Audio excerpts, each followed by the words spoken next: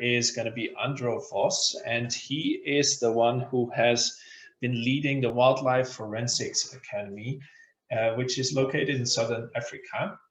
Andro, whenever you're ready, you can unmute yourself and turn on your camera, and I would like to give you the floor without further ado. Good afternoon, participants. My name is Andro Vos. I am the founder and CEO of the Wildlife Forensic Academy. What I will do, I will give you a little lecture about forensics to get on the same play level. Then I will proceed telling you something about organized crime in wildlife. And then I will tell you about the Wildlife Forensic Academy as a solution to solve wildlife crime. Actually, the past 35 years, I've been a program director at the Netherlands Forensic Institute. The Netherlands Forensic Institute is one of the world leading forensic laboratories. The institute covers about 35 forensic disciplines, from forensic pathology until wildlife forensics. The Netherlands Forensic Institute is the home lab of the United Nations. We have professors and PhDs in the institute, and we conduct forensic intelligence for police and prosecution in the Netherlands and internationally. Our business is crime. Bro? Yes. Sorry to briefly interrupt. You have a presentation with this, right? Yeah. We don't see the presentation yet on your screen. Can you share the screen? That's a pity. Let me see. Okay, then we will pull up your presentation, but please continue if it's possible in the meantime. Give us a few minutes. Yeah, but can I proceed? Yeah, go ahead. Okay. Well, now you see actually a slide of a few forensics people are examining a crime scene. And the thing is, if there's a crime, the police starts an investigation. There are two methods to start a police investigation. This is a tactical investigation and a forensic investigation. The tactical investigation is, for example, interrogation or infiltration or observation. You want to learn about the suspects. But the thing is, you use your sensors. You use your tongue, your eyes, your ears. You use your hands and your smell to gather information. But as we know, human sensory is limited. We use our sensors, and our sensors is not quite objective. For example, my observation of a color won't be your observation of this color. My observation of a story won't be your observation. So if you go to court only based on a tactical investigation, you will notice that it's soft information, and no judge will sentence someone based on tactical soft information. What we do a forensic investigation, and a forensic investigation is based on physical traces at the crime scene. There are multiple physical traces on a crime scene, as human traces, non-human traces. You have digital traces or chemical traces. And it's all based on science. We detect, we collect, and we analyze these traces based on science. When you go to court with a case based on forensic investigation, the judge will know it's based on accredited investigation, it's scientific based, it's objective, so you will always have a hard case in court. So the thing is, in human crime scenes, forensic investigations is getting broader and broader, and we use it more and more. There are a few fundamentals with regards to forensic investigation. For example, the crime scene is the biggest carrier of forensic investigation. Yeah, if you have always to protect the crime scene. Don't disturb the crime scene. Wear protective clothes on the crime scene. And don't contaminate the scene, because you can't drop your own DNA. You have to wear protective clothes. These are the fundamentals of a forensic investigation. Because of this knowledge from the Netherlands Forensic Institute, 10 years ago, I was sent to South Africa. And the Netherlands has a long history with South Africa. South Africa was in former days a colony of the Netherlands. So we assist South Africa as it goes to policing and prosecuting. When I was in South Africa, I gave a lecture at the Stellenbosch University. It's one of the most, the biggest universities in Africa. After my lecture about forensics and innovation in forensics, a lady came up to me and she asked me if I ever have thought to use forensics in the fight against wildlife crime. And 10 years ago, I didn't know about wildlife crime. 10 years ago, I didn't know about wildlife crime because, the biggest forms of organized crime are drugs, money laundering, arms trafficking, and human trafficking. So wildlife crime wasn't totally not inside. And this lady asked me to visit her in the Kruger Park at the Southern African Wildlife College. So a few days later, I went to the Southern African Wildlife College in the Kruger Park. And I was quite astonished on what I saw, because I saw a big college with a campus and lots of wildlife rangers, and they were receiving a police training there. And at the Wildlife College, I've received a lecture from the lecturers there. They told me, and I will actualize these numbers. They said, well, the turnover in wildlife crime is about $30 billion annually. About 350 million animals are poached every year, just annually. And it goes from butterflies and fish until the big five. The past 10 years, 1,000 wildlife rangers lost their lives in the combat against wildlife crime. And that's really a combat, I can assure you. So when I heard this information, I still had the feeling, well, I never heard of wildlife crime. I worked 35 years in the criminal justice chain worldwide, and I actually couldn't believe it that the crime on these animals was this big. But this evening, this very evening, I had a lodge on the campus, and I had a helicopter flying around, and it was quite late, I think about 12 at night. And I went out of my lodge and I went back to the college, and I saw some people, some managers who were working there. And I asked them, what's the problem here? And then they told me that a rhino was killed 1 hour away from the campus, and they were crying. So that was quite impressive for me, because why would you cry from an animal you don't know? You have seen the animal, and they were really, really in sorrow. And they told me there is a calf, and the calf is as well on the scene, and it's walking around. That's why the helicopters are looking for the crime scene. Then I went to bed and I start thinking about this incident. The next morning, a helicopter from the police came, and they arrived at the college, and they invited me to come with them and to look at the rhino that was lying there. So we flew over to the Kruger Park, to the rhino, and we landed there, and we walked about 100 meters towards the rhino. And the animal was lying there, and it was already eaten up partly by hyenas. There were vultures there, and there were a few guys who are working on the carcass.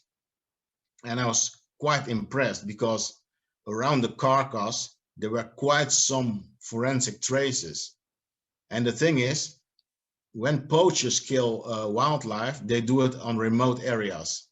And because the killing of an animal is a victimless kill, so nobody goes to the police to say, well, they have killed my animal, because it's a wild animal.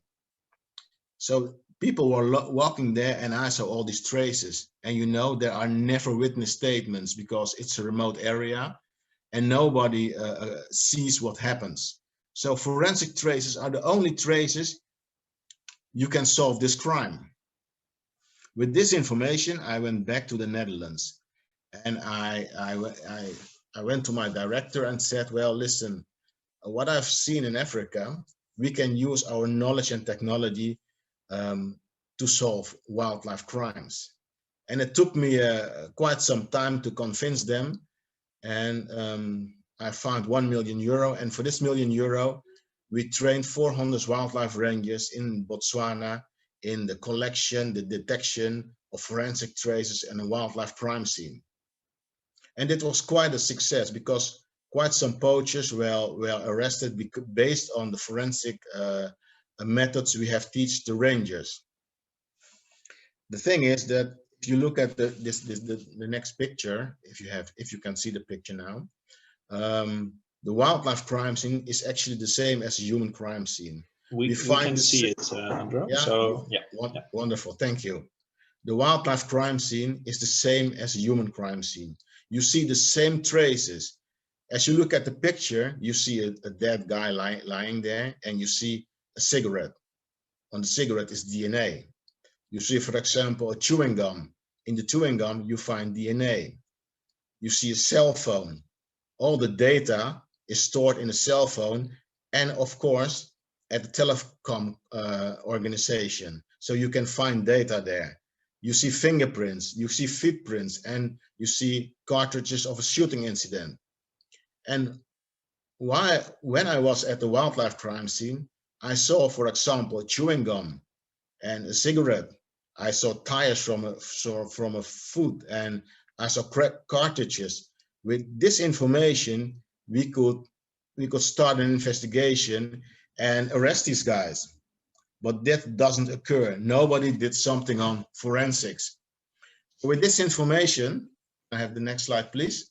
With this information, I went to the European Commission and the United Nations, and I told them about wildlife crime, what's happening, and it was, what I said again, 10 years ago, and they didn't have really a clue about what was happening in Africa. So me and my director, we gave a few lectures at the United Nations, and they said, well, what can you do with forensics? So we invited them to the Forensic Institute. We taught them about the power of forensic in solving wildlife human crimes, and that we can as well use it in wildlife crimes. And when we convinced them, we started with a conjunction: Netherlands Forensic Institute, the UNODC, and the European Commission. And the idea was to start a wildlife forensic academy in Africa. And there was about €6 million a grant from the European Commission to start the idea. But you can imagine, if you work in a big organization like I did, that these days, from 1,000 colleagues, it's quite difficult to implement a big new project in an organization. So the implementation was not good and the project stopped, but the need was very high.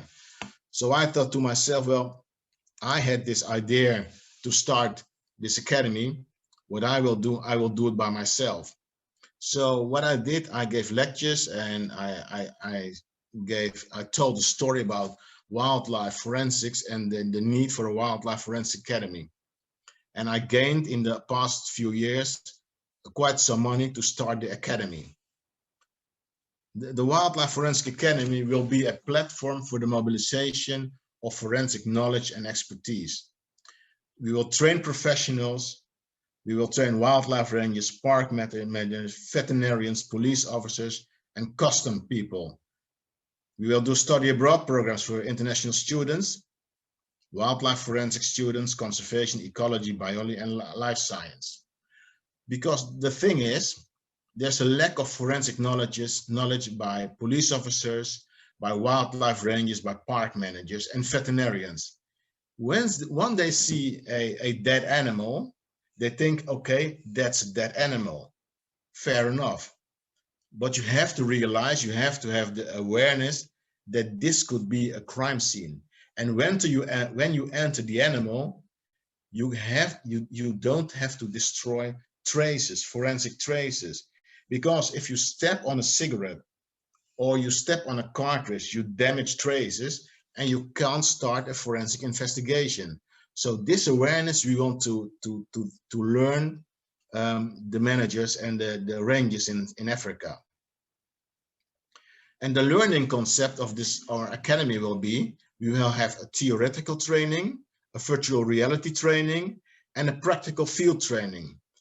We don't want to have this classical, this old school training methods. We want to bring it on a next level. So, the next slide, please. The next one. The next one, please. Yeah, thank you. This is a drawing from the academy, because this is the drawing, and we just starting to build the academy. The academy will be an experience lab from about 900 square meter. In this experience lab, we will build crime scenes for like a house, wildlife crime scenes, chemical crime scenes in water, all kinds of crime scenes. And all these crime scenes will be stored with sensors and technology, so you can monitor students when they examine a wildlife crime scene. We will establish the academy on Buffelfontein Game Reserve, Nature and Game Reserve. The next slide, please. Yeah, thank you. This is the location where we built the academy. It's called Buffelfontein Nature and Game Reserve. It's a reserve about 1 hour from Cape Town. And on this reserve, we have all that we need. We have all kinds of accommodations, and we can receive students in the middle of wildlife, and we can host them and accommodate them. The next one, please. Oh, in this slide, please, can you go back one, please? Yeah, on this slide, you'll see the location where we build the academy, and that's the lodge, and that's the student lodge. In this lodge, we can host about 15 students, and and it's surrounded with all kinds of wildlife. The next one, please.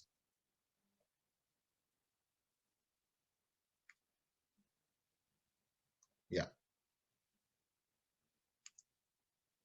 So this is a picture of South Africa, the Western Cape. We are about 1 hour 1 hour drive away from this location, and we make the choice to not go in the north of South Africa, because there are the wildlife, there's the wildlife area, but we wanted to be near the seas, the Indian Ocean and the Atlantic Ocean, because there's a lot of poaching as well on the marine side. So there's poaching on abalones, there's poaching on crayfish, they're poaching on sharks. So lots of doing. So that's why we choose to be on the Buffelfontein Game Reserve near Cape Town, and as well we can enjoy beautiful Cape Town, and as well do marine wildlife crime scenes. The next one, please. Yeah. So this is a picture. And that's not finalized yet, but this is an artist impression of the experience lab. In the experience lab, you see on your right side a house, you see a car, you see a wildlife crime scene, and big screens. And the thing is, we can learn students, for example, or wildlife rangers.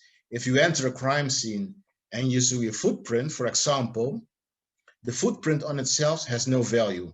It has value when you can match it with an identity. So you have to build a scenario, and the scenario could be that you walk to the car You examine the car and you find a laptop. If you open the laptop and you look and you find who the owner is of the laptop, and it's set with an address. So you can go to the house, you go into the house, you examine the house, and you find a shoe. And the shoe is exactly the print you find on the wildlife crime scene. So that's how forensic works. You find the trace and you're going to build a scenario to see which identity is behind the trace. That's how it works in human crime scenes, as we know in Western Europe. But that's the same knowledge you use and scenario building in wildlife crime scenes. Can I go to the next slide, please? Yes. To bring it to a new level, we have stored all our crime scenes with cameras and sensor technology. The thing is, if you want to learn or educate people from Africa who have a low understanding of reading and writing, you need an experience lab. You need hands-on. So with hands-on work, we could very effectively learn people what forensic is and how you can make it applicable in several wildlife crime scenes. But there's more, because nobody can tell me what it takes for a wildlife ranger to examine a wildlife crime scene. How does he enter the scene? How does he collect the traces? How does he build a scenario? So because of this, we have, can I go to the next, please? Yeah, that's why we have an observation room. In the observation room, we can monitor and analyze the behavior from students or wildlife rangers on a wildlife crime scene. So for example, we are working now with this model, and we are on internet, and I gave quite some lectures about it. About 15 universities worldwide from Dubai, India, the Netherlands, and Belgium already cooperate with us, because all these students and lecturers are quite impressed how to see how students work on a crime scene, or how professional work on a crime scene. So you can do now professional scientific research, how you behave on a crime scene and how you can do a better job on the crime scene. So we can bring it, a wildlife crime scene investigation, one step further. But that's not all. In our experience lab, we have also a laboratory and a courtroom.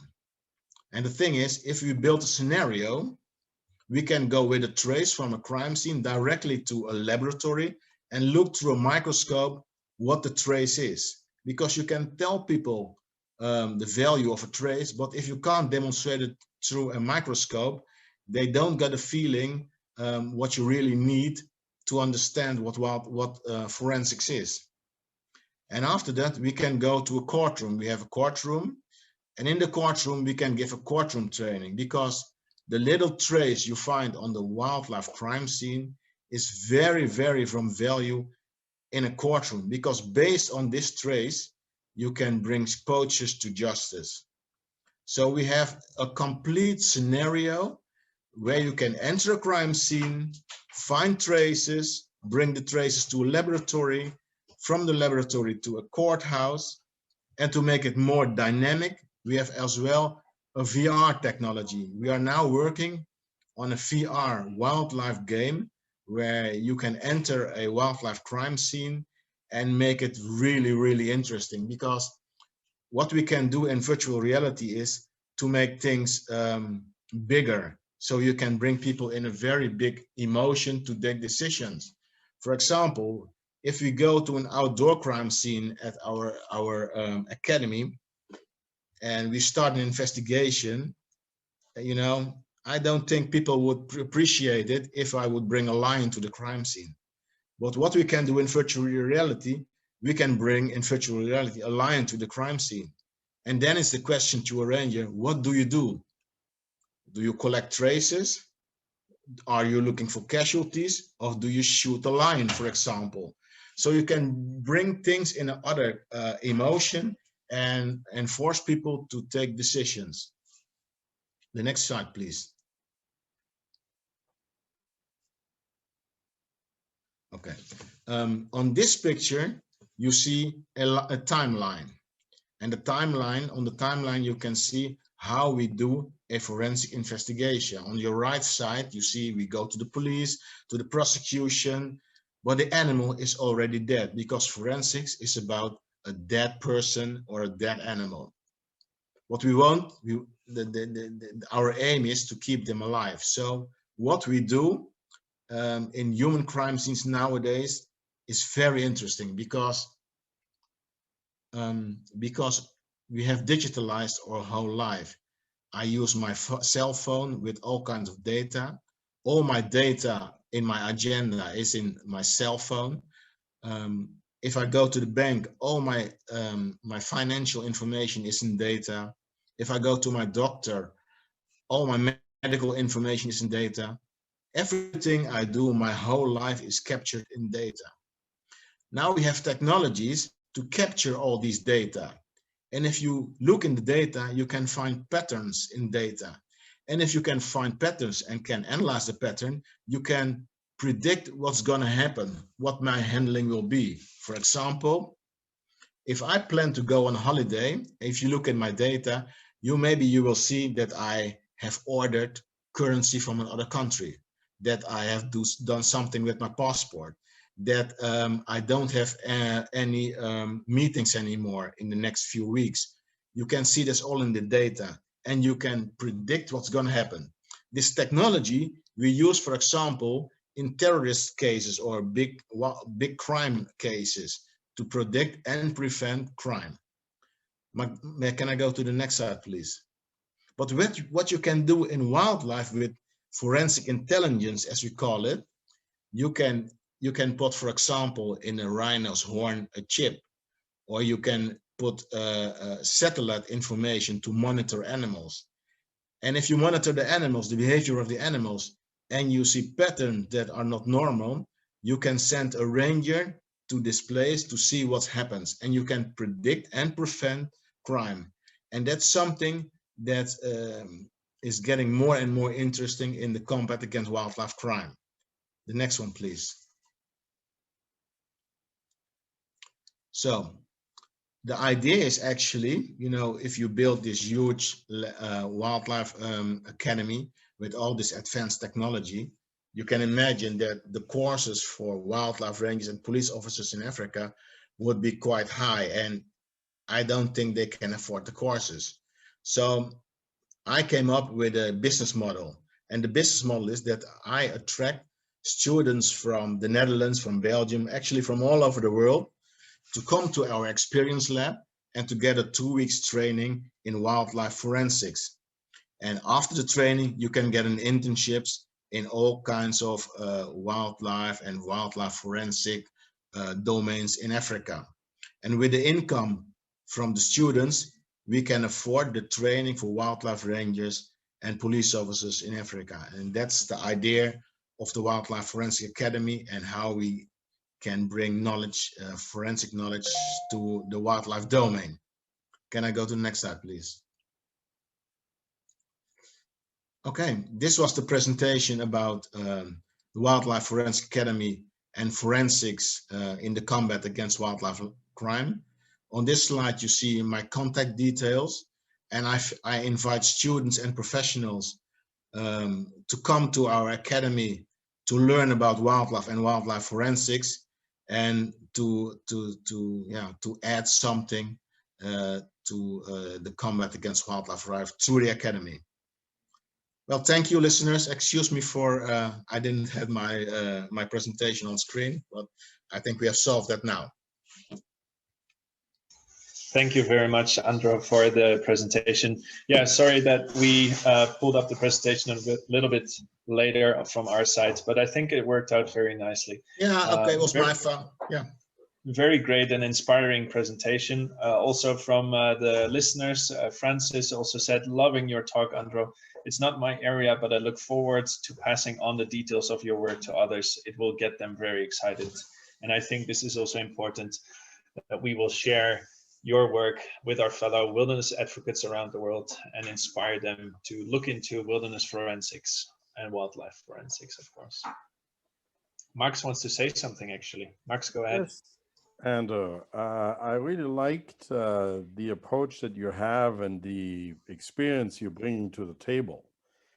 The interesting question is, we know from analysis that more than 60% of our birds of prey in Europe, the wolf, our icon, gets poached almost daily. We had here, or heard this morning, 14 white-tailed eagle, which with a lot of money were reintroduced. 4 of them were poisoned with carbofuran. So wildlife crime, even though we don't have these beautiful iconic animals that you showed in your photo, wildlife crime is less the crime in the sense of killing these animals to financially benefit from them, Sure. but killing them for a multitude of aggravation, frustration, but it's happening daily. What do you think? What will it take for Europe to take this forensic approach serious, to finally reduce the poaching that is happening in Europe? Because it's at the moment, it's a little police officer who may or may not do anything, and typically nothing is happening. Yeah. And actually the same goes for Africa. And what I see in wildlife, wildlife is actually the domain of biologists, ecologists, people who love animals, who study animals, and they don't think on the rule of law.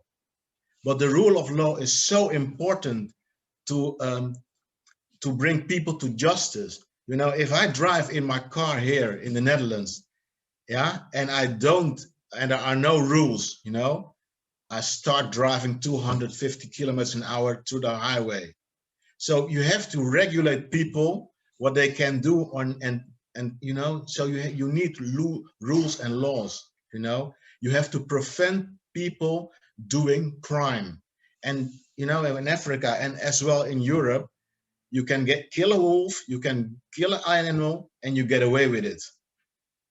And forensic traces, are quite objective. And if you go with forensic traces to a court, you can bring people to justice.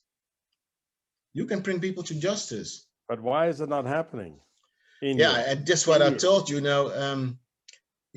there's one thing, and I'm sitting now in my home and I do this webinar because I can travel, about COVID. And, people are getting now very, very, very nervous because we had AIDS, we had Ebola, and now we have COVID. And it's the transmission from animals to humans. So they have another topic why they have to stop wildlife crime, because the consumption, the trade, and the traffic of wildlife crime looks, the result is pandemics. Are you agreeing with me? Do you agree with me? Yeah, well, like I said, for us, the challenging part is, in Europe, we don't kill these animals for consumption. We don't kill them for selling the fur. But the amount of wildlife killing is staggering. When you look at Austria, which is even in the press called the black hole, which means for 10, 15 years, wolves have been systematically killed here by hunting association, by farmers, by whoever, okay? And nothing has been done against it. The lynx, we introduced with a lot of money, killed, beheaded, paws cut off, found in Bavaria.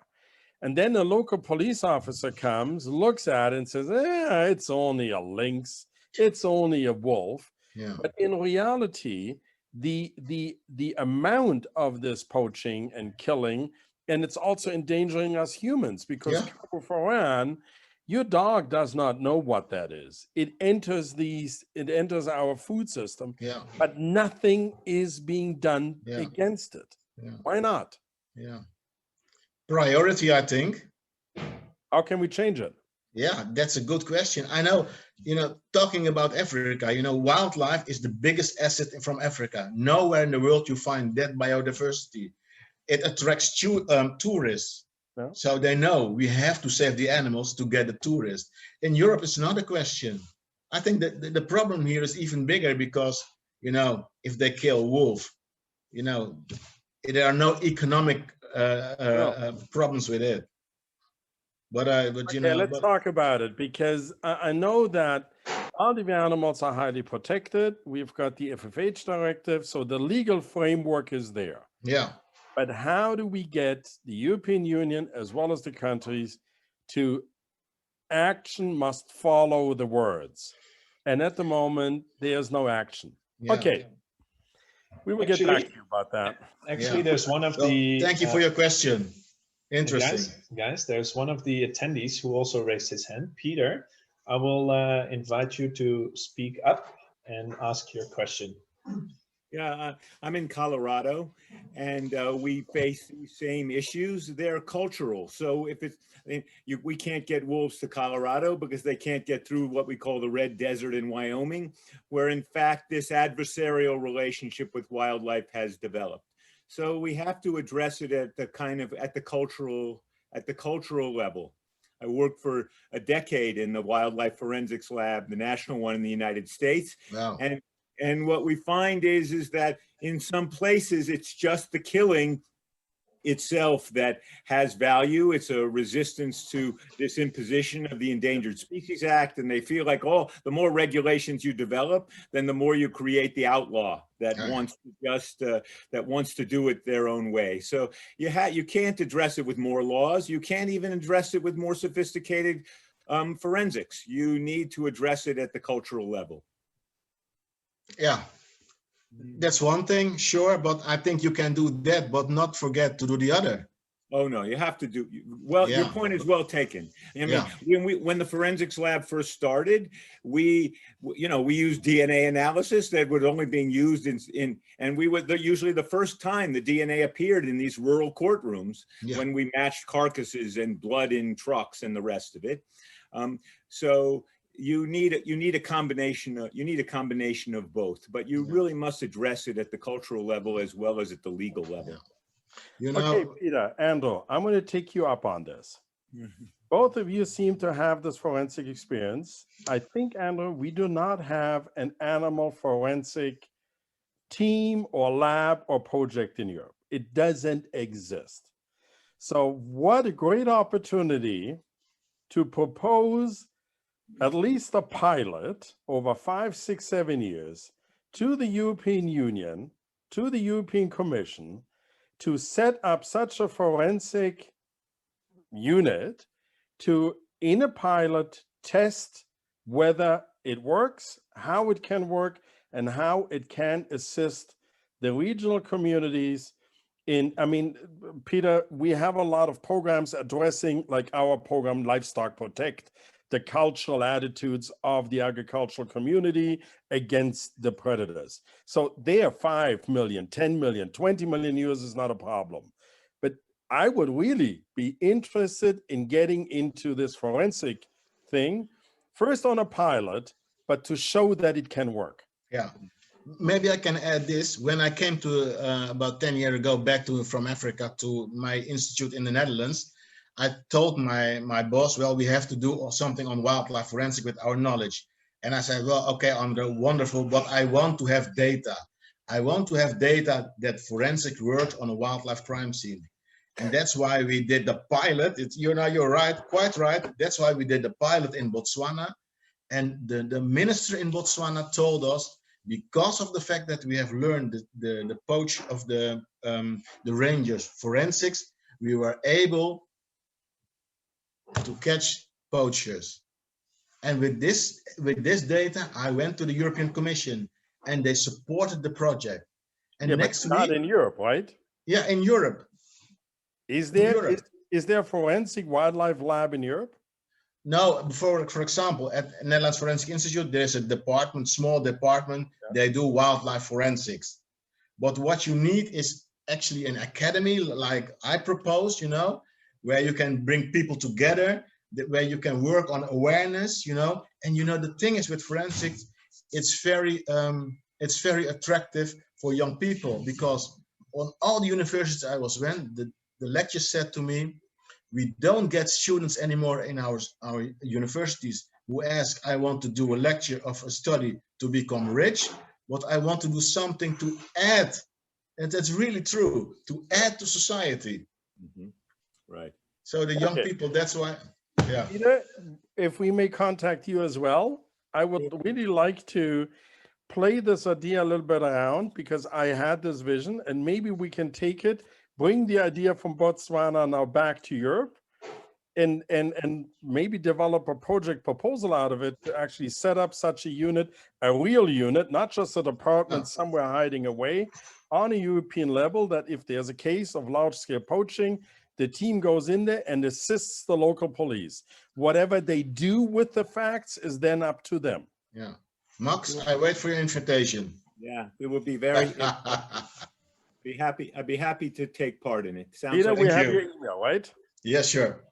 I think Peter? sure, you can get mine. I work for the U.S. Fish and Wildlife Service, and it's Can you put it, can you send to info@wilderness-society.org a quick email? Yeah, sure. Can I do it through Nick? Yeah, sure. You got Okay. Nick's anyway, but Peter Ah. doesn't. Okay, yeah, okay. I need Peter. the address to where? Info Yeah, at yeah, wilderness-society.org. okay. Good. Okay. Okay, I got now a boring topic for you guys.